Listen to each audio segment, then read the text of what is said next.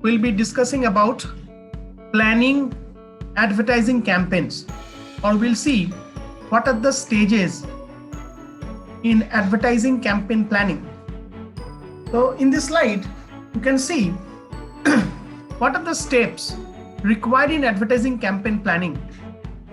Step 1, appraisal of advertising opportunity. Second step is to analyze and define the target market. This is very, very critical to advertising campaign planning. Third, setting advertising objective. Fourth, determine advertising budget. You need to decide on advertising budget. Next, deciding media and creative strategy. Then create ads, pre-test it, and release the ads. And now, third stage is to evaluate the final result. Okay. So one by one, we'll look at all these steps in detail.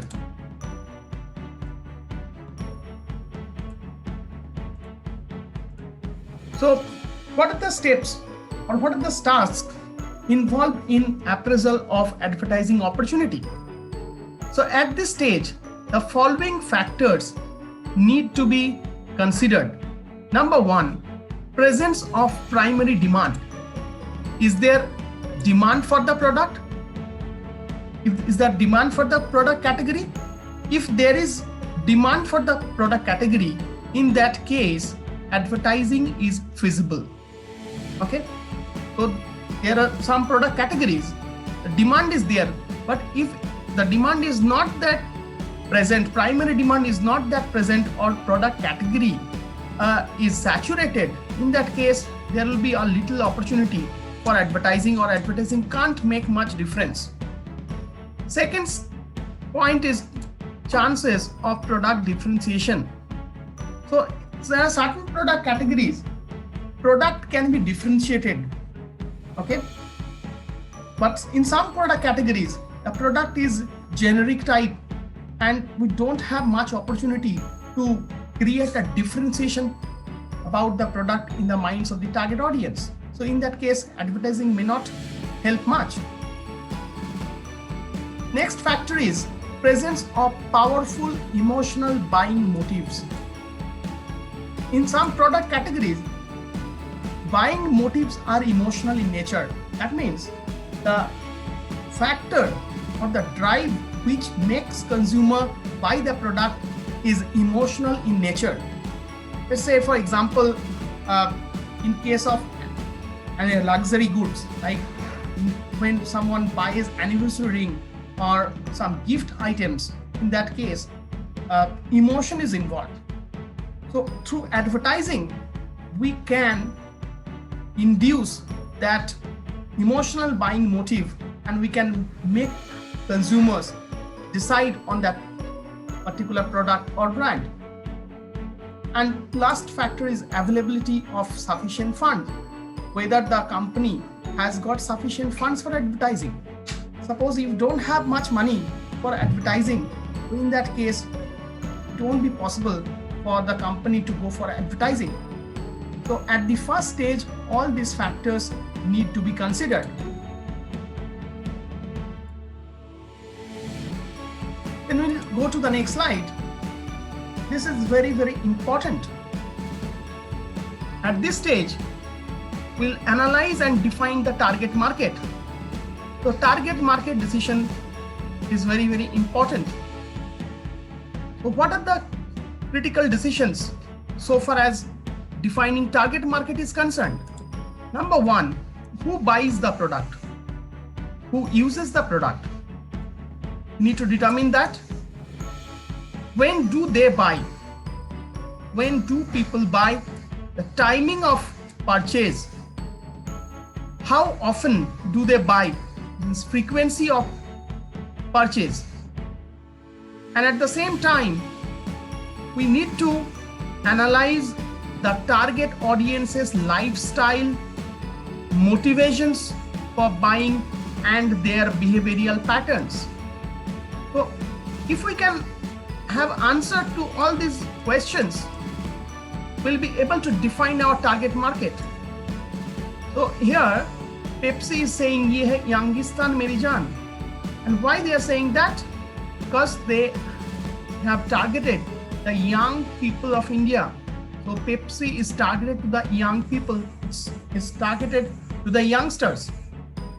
That is the reason they are saying in their ad, ye Yangistan Meri Jaan, and they signed at the time the youth icon Ranbir Kapoor.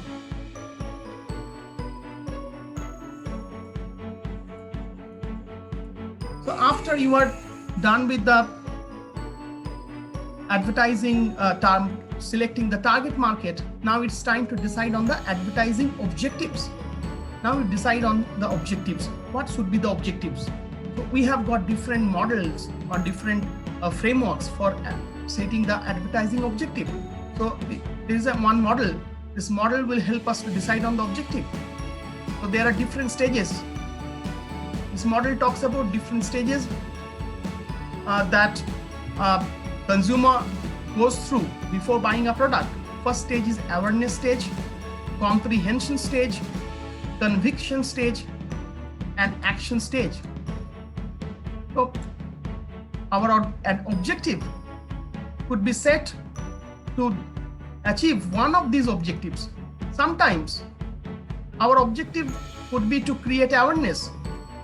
Say for example, when the product category is new, or when a brand has just entered the market, in that case, advertising objective could be to create awareness. Sometimes brand is well known and people understand about the brand. Now the advertising could aim at creating conviction among the target audience. Or sometimes it is to make consumer take the action, make consumers purchase. So advertising varies from situation to situation, and there could be different types of objectives depending on the situation or depending on the product life cycle. Okay, if the product is at introductory stage, then awareness building. When the product is at growth stage, then objective could be to build comprehension and conviction.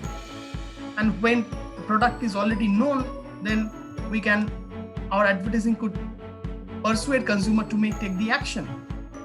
There is another model. This model is called hierarchy of effects model.